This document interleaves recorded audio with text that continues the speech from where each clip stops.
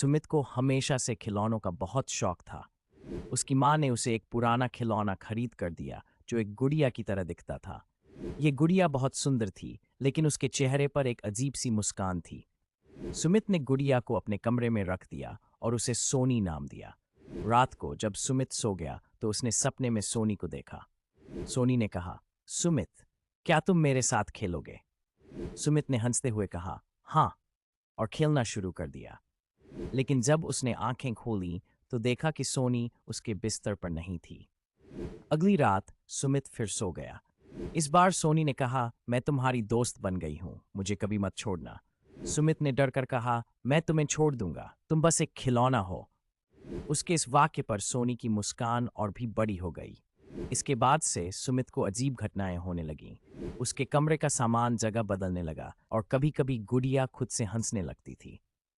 एक रात सुमित ने सोचा कि सोनी में कुछ अजीब है।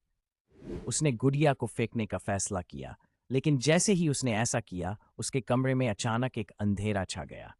उसने सोनी को फिर से अपनी गोद में उठाया और उसे देखने लगा। गुड़िया ने कहा, तुमने मुझे छोड़ने की कोशिश की, अब मैं तुम्हें छोड़ूंगी नहीं। सुमित डर गया और गुड़िया को छोड़ने की कोशिश की, लेकिन उसकी पकड़ और भी मजबूत होती गई।